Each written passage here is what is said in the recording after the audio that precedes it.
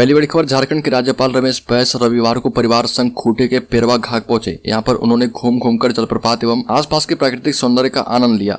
वो पेरवा घाट की घटाओं को देखकर मंत्रमुग्ध हुए और कहा कि यह जगह बहुत सुंदर है एवं प्राकृतिक सौंदर्य से परिपूर्ण है।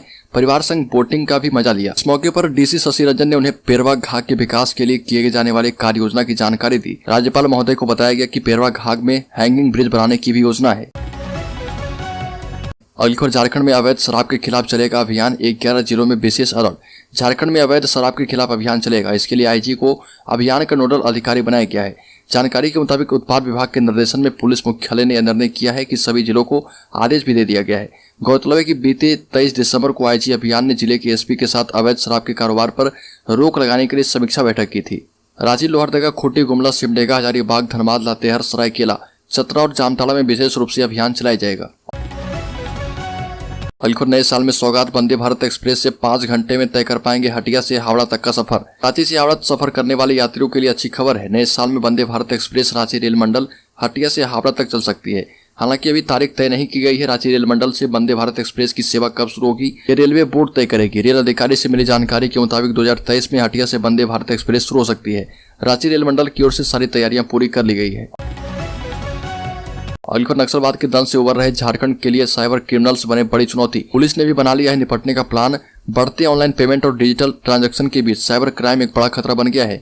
झारखंड में जामताड़ा के बाद अब कई ऐसे जिले हैं जहां पर साइबर अपराधी एक्टिव हो गए हैं। ऐसे में साइबर अपराध का आंकड़ा भी लगातार बढ़ता जा रहा। झारखंड पुलिस इन पर लगाम लगाने की कोशिश कर रही है और ये उनके लिए किसी चुनौती से कम नहीं है। झारखंड पुलिस को उन नए अफसरों से काफी उम्मीदें हैं जो कि टेक्निकल डिग्री लेकर पुलिस विभाग में भर्ती हुए हैं। अगली खबर, ईडी ने विधायक अनूप सिंह से सरकार गिराने की साजिश मामले में उनके लगाए गए 10 करोड़ रुपए नकद और मंत्री पद के ऑफर पर ईडी ने सवाल किया और उनसे पूछा कि 10 करोड़ का ऑफर कब, किसने और कैसे दिया। विधायक अनूप सिंह से यह पूछा गया कि कोलकाता में उनके 3 साथियों की 49 लाख रुपए के साथ गिरफ्तारी के बाद उन्होंने अरगोड़ा थाने में 0 FIR में ऑफर का आरोप लगाया था। इससे पहले भी रांची के कोतवाली थाने में उन्होंने एक प्राथमिकी दर्ज कराई थी। दोनों ही प्राथमिकियों में कितनी एकरूपता है। और धनबाद के सिजुआ में एक बार फिर से भूधसान, लाखों की संपत्ति जमींदोज। धनबाद अंतर्गत सिजुआ स्थित डेंजर जोन के रूप में चिन्हित तेतुर मुड़ी 22-12 बस्ती में जोरदार आवाज के साथ भूधसान हो गया, जिससे यहाँ पर रह रहे मोहम्मद बाजिद अंसारी के लाखों की संपत्ति इस गांव में जमींदोज हो गई। यह घटना तब घटित हुई जब रात को कार्यस्थल में ताला बंद कर सभी मिस्त्री व मजदूर अपने अपने घर चले गए थे, वरना जान माल की अधिक क्षति का होना तय माना जा रहा था। और क्रिसमस के दिन झारखंड की राजधानी रांची स्थित हुंड्रू फॉल घूमने आए बिहार के स्कूली बच्चों से भरी एक बस सिगदरी में पलट गई और इसमें कम से कम 20 बच्चे घायल हो गए। 4 से 5 बच्चों को थोड़ी ज्यादा चोट आई थी।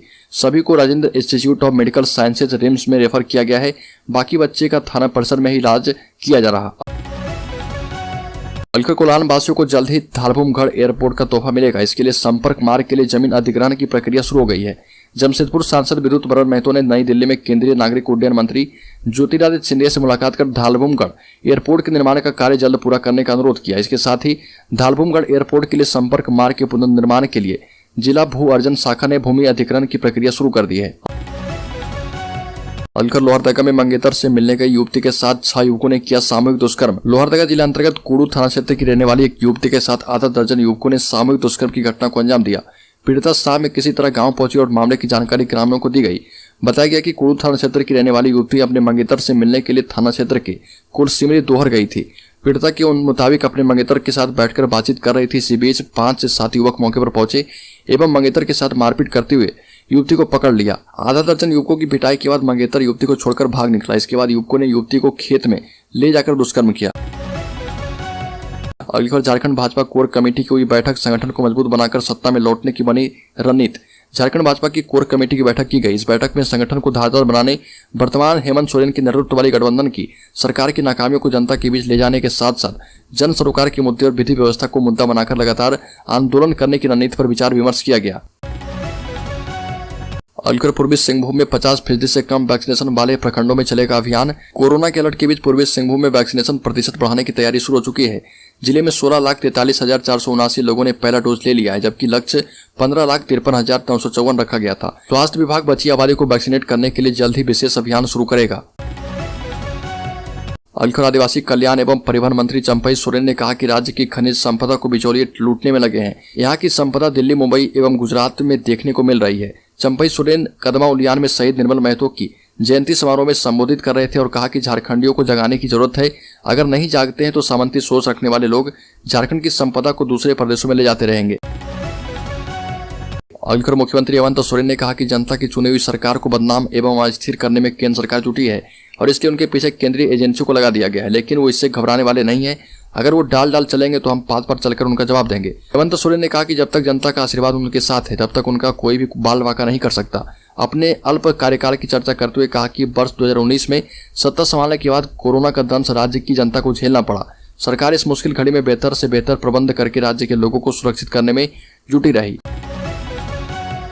जामताड़ा एक ऐसा नाम है जिसे लोग एक जिले के तौर पर कम और साइबर अपराध के लिए ज्यादा जानते हैं। देश का कोई कोना ऐसा नहीं बचा है जहां पर जामताड़ा के गांव में बैठे साइबर अपराधियों ने शिकार न किया हो।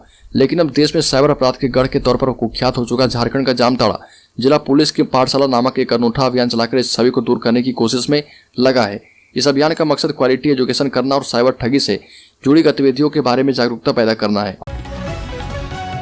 अलीखोर रामगढ़ जिला अंतर्गत चितरपुर प्रखंड क्षेत्र के सांडी स्थित डीएवी ग्राउंड में झारखंडी भाषा खतियान संघर्ष समिति के द्वारा शहीद निर्मल महतो की जयंती सह क्रांतिकारी युवा सम्मान समारोह का आयोजन किया गया। कार्यक्रम के मुख्य अतिथि युवा टाइगर जयराम महतो शामिल हुए। शहीद निर्मल महतो के चित्र पर पुष्प चढ़ाकर श्रद्धा सुमन अर्पित की और इसके बाद सभा को संबोधित करते हुए कहा कि जिस तरह झारखंड की खनिज संपदा कीमती है उसी तरह यहाँ की जमीन भी अनमोल है, इसलिए अगर जरूरत पड़ी तो किडनी बेच देना, लेकिन अपनी जमीन कभी नहीं बेचना। जयराम महतो ने कहा कि झारखंड बनाने के लिए यहाँ के हजारों लोगों ने कुर्बानी दी है। राज्य के विकास के नाम पर जमीन भी दी है, लेकिन स्थानीय लोगों को इसका कोई लाभ नहीं मिला। अलीखोर झारखंड बिहार के सीमावर्ती जंगलों में पुलिस की भनक अफीम की खेती को किया गया नष्ट। हजारीबाग जिले के चौपारण स्थित झारखंड बिहार के सीमावर्ती उग्रवादियों की मांद में मादक पदार्थ अफीम की खेती करने वालों पर प्रशासन की गाज गिरी। जंगल में लगी अफीम की खेती को पुलिस ने ट्रैक्टर द्वारा नष्ट कर दिया। अलीखोर केंद्रीय मंत्री अर्जुन मुंडा ने कहा कि राष्ट्रीय शिक्षा नीति 2020 देश के विद्यार्थियों के लिए बेहद महत्वपूर्ण बनने जा रहा। क्षेत्रीय भाषा हमारी ताकत है और वो हमारी संपर्क भाषा बनेगी। हर भाषा का अपना शब्दकोश होगा, इसके लिए विभाग काम भी कर रहा। अपने जनजाति विभाग के बारे में उन्होंने कहा कि हम लोग भी राष्ट्रीय शिक्षा नीति को लेकर काम कर रहे। आने वाले दिनों में कई कार्यक्रम भी होंगे। ये भी जोर देते हुए कहा कि संपर्क सूत्र ऐसी बनाने की कोशिश की जा रही है जिसमें ना तो माता और ना ही बच्चों को कठिनाइयां आए। अलीखोर रांची नगर निगम की तैयारी, अब बहाने बनाकर फाइन से नहीं बच पाएंगे लोग। Enforcement team e POS machine के जरिए डेबिट कार्ड और क्यूआर कोड से लेगी पैसे। रांची नगर निगम के दायरे में रहने वाले लोग अब नियम की अनदेखी कर फाइन जमा करने से नहीं बच सकते। अब नियम तोड़ने वाले लोगों से रांची नगर निगम की इन्फोर्समेंट टीम हर हाल में जुर्माना वसूल करेगी। निगम प्रबंधन की ओर से इसके लिए इन्फोर्समेंट टीम को विशेष रूप से तैयार किया गया है। अब तक मैनुअली काम होता था, पर अब enforcement team e POS machine और कैमरे से लैस होगी। यह टीम न केवल जुर्माना वसूलेगी बल्कि आपकी तस्वीर भी उतारेगी।